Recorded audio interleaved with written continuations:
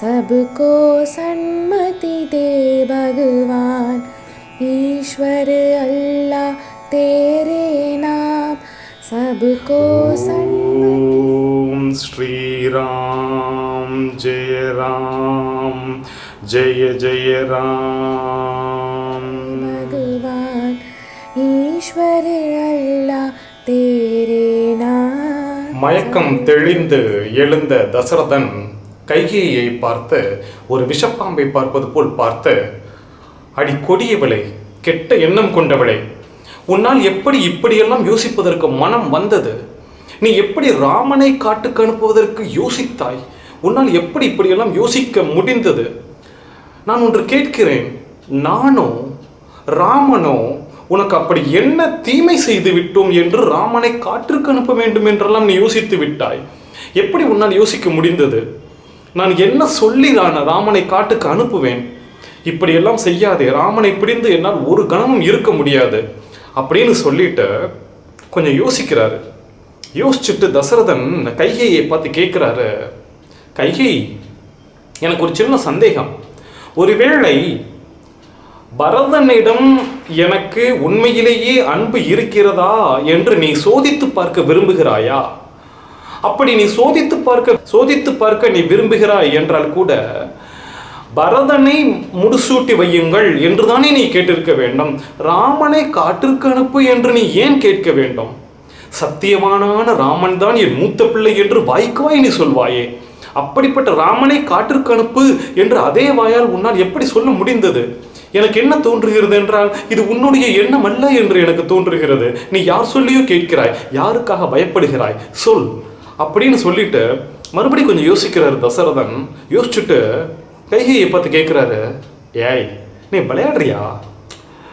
எனக்கு இந்த ஒரு சில இங்கிலீஷ் மூவிஸில் ஒரு ஒரு ஒரு காரசாரமான ஒரு காட்சி, அந்த காட்சிக்கு நடுவில், ஏய் are you kidding me, are you playing with me, நீ என்கிட்ட விளையாடுறியா, நீனு இல்லை கிண்டல் பண்ணுறியா அப்படின்னு ரொம்ப நகைப்புக்குள்ளான அந்த மாதிரி தசரதன் வந்துட்டு நடுவில் இப்படி ஒரு வசனத்தை சொல்லிக்கிட்டு இருக்கிறவர் நடுவில் டபான்னு கேட்குறாரு, நீ விளையாடுகிறாயா, இதெல்லாம் சும்மா விளையாட்டா, தலைவரி கோலம் மாதிரி இதெல்லாம் விளையாட்டா அப்படின்னு சொல்லிட்டு கொஞ்சம் சீரியஸ் ஆகிட்டு மறுபடியும் தொடர்றார். ராமனை காட்டிற்கு அனுப்புவதற்கான எண்ணம் உன் மனதிற்குள் எப்படி வந்தது? நான் ஒன்று கேட்கிறேன் கைகேயி, நான் என்ன சொல்லி நான் ராமனை காட்டிற்கு அனுப்புவேன்? நான் எந்த வார்த்தையை சொல்லி நான் ராமனை காட்டிற்கு அனுப்புவேன்? இந்த மனிதன் ஒரு பெண்ணின் மீது இருக்கும் மோகத்தினால் தான் பெற்ற பிள்ளையை காட்டிற்கு அனுப்பிவிட்டான் அப்படிங்கிற வார்த்தை நாட்டு மக்களின் வாயில் வந்து விடாதா? கைகேயி, உன்னை நான் கெஞ்சி கேட்டுக்கொள்கிறேன், உன் காலில் வேண்டுமானாலும் நான் விழுகிறேன். இந்த எண்ணத்தை நீ மாற்றிக்கொள். இப்படி மட்டும் நீ செய்வது தர்மமாகாது கைகேயி. இது அதர்மத்தின் உச்சகட்டம். நீ எப்படி இப்படியெல்லாம் யோசித்தாய் என்று தெரியவில்லை. பெற்ற தாயே தன் பிள்ளையை காட்டிற்கு அனுப்பும் இந்த ஒரு பாவச் செயலையும் அதை நான் செய்ய வேண்டும் என்றும் தூண்டிவிடாதே. உன் காலில் வேண்டுமானாலும் விழுகிறேன். ஒரு சக்கரவர்த்தி தன் மனைவியின் காலில் வேண்டுமானாலும் விழுகிறேன் அப்படின்னு சொல்லி நிப்பாட்டுகிறார். இதற்கு கைகேயி கொடுக்குற பதில் எனக்கு எப்படி தோணுச்சுன்னா, லெஃப்ட் அண்ட் ரைட் விடுறாங்க கைகேயி அப்படின்னு எனக்கு தோணுச்சு. லெஃப்ட் அண்ட் ரைட்டாக கைகேயி எப்படி ஆரம்பிக்கிறாங்கன்னா, அரசே என்ன பேச்சு பேசுகிறீர்கள்? நான் உங்ககிட்ட கேட்டேன்னா, நீங்கள் அந்த சம்பரன் அப்படிங்கிற அந்த அசுரன் கிட்ட நீங்க வந்துட்டு போர்ல தோத்தி உயிரை காப்பாத்துகிற அந்த சூழ்நிலையில் உங்களை நான் காப்பாத்தி கூட்டிட்டு வரும் பொழுது எனக்கு 2 வரங்கள் கொடுங்கள் என்று நான் கேட்டேனா? நீங்களாக கொடுத்தீர்கள். 2 வரம் உனக்கு தருகிறேன் கைகேயி என்று நீங்களாக கொடுத்தீர்கள். அதை கூட நான் அப்பொழுதே கேட்கவில்லை. இவ்வளவு காலம் கடத்தி நான் இப்பொழுது கேட்கிறேன். அந்த வரத்தை தரமாட்டேன் என்று நீங்கள் சொல்கிறீர்கள், நீங்கள் பேசுகிறீர்கள். அரசே, தர்மம் அதர்மம், நான் செய்வதெல்லாம் அதர்மம் என்று சொல்கிறீர்கள். நீங்கள் செய்வது தர்மமா அதர்மமா என்று யோசித்து பாருங்கள். அரசே, நீங்கள் எந்த பரம்பரையிலிருந்து வந்தவர் என்று யோசித்து பாருங்கள். ஒரு புறாவிற்காக தன்னுடைய சதையை அறுத்து போட்ட சிபி சக்கரவர்த்தியின் பரம்பரையிலிருந்து வந்தவர். ஒரு கண்ணில்லாத அந்தணனுக்காக தன்னுடைய கண்ணையே பெயர்த்து கொடுத்த ஒரு மன்னனின் பரம்பரையில் வந்தவர். நீங்கள் அதர்மத்தை பற்றி பேசுகிறீர்கள். அதர்மம் சரி விடுங்கள். ராமனை காட்டிற்கு அனுப்புவது அதர்மம் தர்மம் என்று நீங்கள் பேசுகிறீர்கள். நான் ஒன்றை கேட்கட்டுமா? ராமனுக்கு முடிசூட்டி வைத்துவிட்டு கௌசல்யாவின் வாழ்க்கையை சுகமாக ஆக்கிவிட்டு அவளோடு சேர்ந்து மட்டும் நீங்கள் இன்பம் அனுபவிக்கலாம் என்று நீங்கள் திட்டம் தீட்டினீர்களே அத்தனை மனைவியர் மத்தியில், அது மட்டும் தர்மமா? எங்களை எல்லாம் ஒதுக்கிவிட்டு நான் கேட்பது தர்மம் அதர்மம் ஒரு பக்கம் வையுங்கள். நான் அதர்மமாகவே கேட்டுவிட்டு போகிறேன், அது உங்களுக்கு தர்மமாக தெரியவே இல்லை என்று வைத்துக் கொள்ளுங்கள்.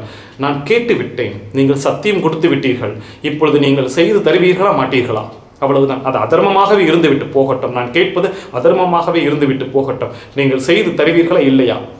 முடியவில்லை, நீங்கள் செய்து தரமாட்டேன் என்று சொல்லிவிட்டீர்கள் என்றால், அரசை நான் சொல்கிறேன், அத்தனை தேவதைகள் முன்பாகவும் 8 திக்குகள் சாட்சியாகவும் இந்த உலகத்தில் இருக்கும் சூரிய சந்திரர்கள் அனைத்து உயிர்கள் சாட்சியாகவும் நீங்கள் சத்தியம் செய்து கொடுத்தீர்கள் என்று நீங்களும் சொன்னீர்கள், நானும் ஒப்புக்கொண்டேன். இப்பொழுது நீங்கள் அதை செய்யவில்லை என்றால் அத்தனை தேவதைகளின் காதில் விழும்படியும் தசரத சக்கரவர்த்தி தர்மத்தை மீறிவிட்டார் என்று அவர்கள் காதுகள் கேட்கும் அளவிற்கு உறக்க கத்திவிட்டு கௌசல்யாவுக்கு தூபம் போடும் ஒரு கீழ்நிலையான வாழ்க்கையை நான் வாழ்வதை விட அந்த கணமே நான் உங்கள் முன்பு உயிரை மாய்த்துக் கொள்வேன். எனவே நான் மரியாதையாக நான் கேட்கிறேன், ராமனை காட்டிற்கு அனுப்பிவிட்டு பரதனுக்கு முடிசூட்டும் வேலையை பாருங்கள். அதை தவிர வேறு பேச்சு இல்லை. லெஃப்ட் அண்ட் ரைட் வாங்கிட்டாங்க கைகேயி அப்படின்னு பதில் கொடுக்குறாங்க. கைகேயி தசரதன் கேட்ட கேள்விக்கு, தசரதன் காலில் விழுகிறேன் என்று கேட்டதுக்கு கைகேயி இப்படி பதில் சொல்கிறார். தசரதன் துடிதுடித்து போனான். எப்படி துடிதுடித்து போனான் அப்படிங்கிறத வால்மீகி எழுதுகிறார். அம்புபட்ட பறவையை போல் துடிதுடித்து போனார் தசரதன். கைகேயை பார்க்கும் பொழுது, அதாவது தசரதனை தன் வார்த்தையால் சொல்கிறார், அடி பாவி, நீ நல்ல குலத்தைச் சேர்ந்தவள் என்று நான் நினைத்துக் கொண்டிருந்தேனே, என் குலத்தை நீ மேலோங்க செய்வாய் என்றுதானே நான் உன்னை நினைத்துக் கொண்டிருந்தேன். என் குலத்தை சீரழிப்பதற்கான எண்ணத்தை கொண்டவள் என்று எனக்கு தெரியாமல் போயிற்றே. ஒரு விஷப்பாம்பை கொண்டு வந்து என் வீட்டிற்குள் அடைத்து வைத்திருக்கிறேன் என்ற ஞானம் கூட இல்லாமல் நான் இத்தனை நாள் உன்னுடன் நான் வாழ்ந்திருக்கிறேனே. உன்னால் எப்படி இப்படியெல்லாம் கேட்பதற்கு மனம் வந்தது? நீ யாருக்காவது பயப்படுகிறாயா? யார் சொல்லி இந்த எண்ணம் உனக்கு வந்தது? நீ நல்லவளாகத்தானே இருந்தாய். என்னை பாதுகாக்கும், அது என்ன ஒரு நல்ல வார்த்தை ஒன்று சொல்லுவார், என்னை பாதுகாக்கும் ஒரு பெட்டகமாகத்தானே நான் உன்னை நினைத்துக் கொண்டிருந்தேன். இப்பொழுது நீ என்னையும் என் குலத்தையும் அழிப்பதற்கான பெண்ணாக நீ வந்து விட்டாய் என்று நான் கனவில் கூட நினைக்கவில்லையே அப்படின்னு சொல்லிட்டு தசரதர் சொல்கிறார். நாட்டு மக்கள் எல்லாம் நாளைக்கு காலையில நம்ம ராமனுக்கு முடிசூட்டு விழா என்று நினைத்துக் கொண்டிருக்கிறார்களே, அவர்களுக்கு நான் என்ன பதில் சொல்வேன்? ராமனை முடிசூட்டு விழாவுக்கு ஏற்பாடு செய்த அரசனே ராமனை காட்டிற்கு அனுப்பிவிட்டார் என்று குழம்பி போய் நிற்கும் அந்த மக்களுக்கு நான் என்ன பதில் சொல்வேன்? முதல் கேள்வி கேட்கிறார். இரண்டாவது, என் பிள்ளையை எதற்கு காட்டிற்கு அனுப்பினீர்கள் என்று கௌசல்யா என்னை பார்த்து கேட்பாளே, அவளுக்கு நான் நியாயமான பதிலாக நான் என்ன சொல்வேன் கைகேயி என்று கேட்கிறார். அதற்கு அடுத்து ஒன்று கேட்கிறார், ஐயோ, என் பிள்ளைகளையும் காட்டிற்கு அனுப்பி விடுவாரோ என்று பயந்து போய் ஒதுங்குவாளே சுமத்திரை, அவளுக்கு நான் என்ன பதில் சொல்வேன்? அவளுக்கு என் மீது நம்பிக்கையற்று போய்விடுமே. அப்படித்தானே அவளுடைய கௌசல்யாவுடைய பிள்ளை அனுப்பிச்சாரு, நாளைக்கு என் பிள்ளைக்கு என்ன கதி வருமோ அப்படின்னு என் மீது நம்பிக்கையற்று போய் விடுவாளே சுமத்திரை, அவளுக்கு நான் என்ன பதில் சொல்வேன்? ஐயோ, சீத்தையின் காதுகளுக்கு இந்த விஷயம் செய்தால் சீத்தை துடிதுடித்து செத்து போய் விடுவாளே, அந்த சீத்தைக்கு நான் என்ன பதில் சொல்வேன்? கைகேயி, நான் ஒன்று சொல்கிறேன், ராமா காட்டிற்கு போ என்று நான் சொன்னால் மறு பேச்சு இல்லாமல் அடுத்த நொடிய காட்டிற்கு போய்விடுவான். ராமன் காட்டிற்கு போய்விடுவான். நீ கேட்கிறாயே இந்த தர்மம் அதர்மம், அதெல்லாம் நீ காப்பாற்றிக் கொள்வாய். சத்தியமாக சொல்கிறேன், அடுத்த நொடியே நான் செத்து போய்விடுவேன். விதவை கோலத்தில் வாழ்ந்து நீ என்ன சுகம் காணப்போகிறாய் கைகேயி? விதவை கோலத்தில் நான் இருக்க மாட்டேன். அப்படி என்ன உனக்கு பதவி சுகமும் உன் பிள்ளை சுகமும்? விதவை கோலத்தில் வாழ்ந்து நீ என்ன செய்ய போகிறாய் கைகேயி? இப்படி மட்டும் நீ ஒரு கெட்ட எண்ணத்தை கொண்டு இருக்காதே. ராமன் தர்மமானவன், அவனை காட்டிற்கு போக சொல்லாதே. இந்த கெட்ட எண்ணத்தை தயவு செய்து விட்டுவிடு, எனக்கு உயிர் பிச்சை கொடு அப்படின்னு சொல்லிட்டு தசரதன் கைகேயின் காலிலேயே விழுந்து விட்டார். உன் காலில் வேண்டுமானால் விழுகிறேன், உன் காலில் வேண்டுமானால் விழுகிறேன்னு இந்த தொடக்கத்தில் சொல்லிக்கிட்டே வந்தவர் கைகேயி போட்ட போடுல அடுத்து காலிலேயே விழுந்து விட்டார். இப்படி சொல்லிட்டு காலிலேயே விழுந்துட்டார். சரி பெருமக்களே, நான் ஒரு சில விஷயங்களை நான் இந்த இடத்தில் நான் அலச விரும்புகிறேன். கூனியாக கூனியாகவே ஒரு மனிதன் இருப்பதற்கும், கூனி அந்த மந்தரை அப்படிங்கிற அந்த குணத்தை கொண்டு ஒரு மனிதன் இருப்பதற்கும், மந்தரை போன்றவர்களை தோழியாக தோழனாக வைத்திருப்பதற்கும் இந்த இரண்டு நிலையையும் நான் பார்க்கிறேன்.